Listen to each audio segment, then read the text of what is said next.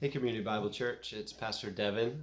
Just checking in with all of you for our summer reading program. We're going through this book, Gentle and Lowly, that we've given out to everybody. If you haven't gotten a copy, it's still not too late to grab one. So I want to encourage you to do that. They should be available in the lobby. But we've been going through this book together, Pastor Joel and myself and some of our other staff members. And it's really gathered around this one idea. And I want to just read the verse so you guys can kind of just understand like what the heartbeat of this book is about. It comes from Matthew chapter 11. I'm going to read verses 28 through 30. Jesus says, "Come to me, all of you who are weary and burdened, and I will give you rest.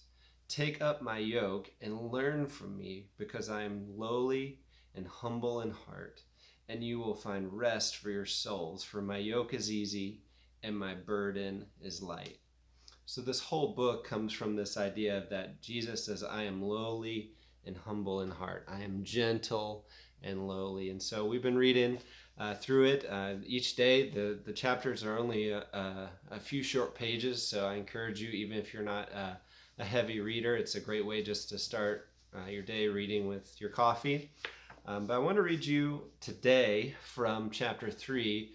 One of the ideas, the name of the chapter is entitled The Happiness of Christ, The Happiness of Christ. And he talks about this idea that I feel like really any of us can resonate with. And most of you know what this is like. Whenever you are a Christian and you're trying to grow in your relationship with Christ, things go well. Maybe you start going to church more regularly. Maybe you start being a part of a community group, whatever it is. And then something happens, right? You have a failure. You have something that doesn't go well, doesn't turn out great. And so now you have this problem that you've got to deal with. And what most of us do, and actually let me not generalize that, what I do whenever I tend to let God down or let God's community down is I try to just avoid it a lot of times.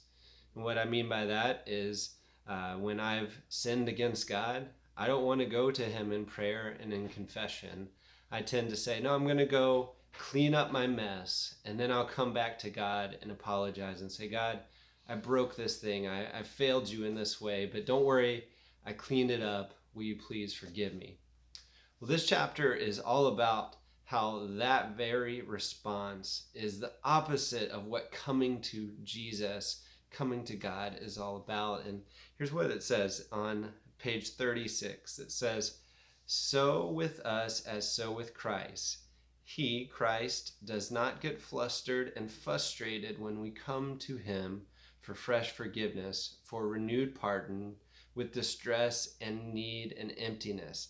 That's the whole point. It's what he came to heal. See, part of this book that I've really appreciated is the reminder that Jesus' command to come to him is so simple. Come to him. But God, I've got these things I need to clean up in my life first. Come to him. But God, I need to go and I need to do better at this. I need to reconcile these relationships. Come to him. Our whole call as Christians and the whole process of us being able to do all of those other things in our life starts with coming to Jesus. And so I hope that's an encouragement to all of you guys today. This is something that we need in every facet of our life. I need it to constantly remind me. I need it to constantly remind my family that we need to come to Jesus, because his yoke for us is what actually leads us into more rest.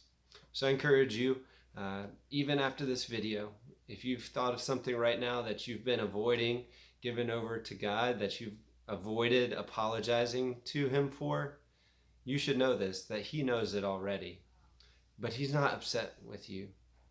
Jesus bled and died for our forgiveness, and he wants us to come to him so he can wash us clean. He wants us to bring our problems to the cross, so that way he can exchange them for the burdens of salvation, the burdens of his mission, the burdens of the things that concern God's heart. So I hope you're encouraged today, and I hope you're enjoying our study. We'll look forward to more updates soon.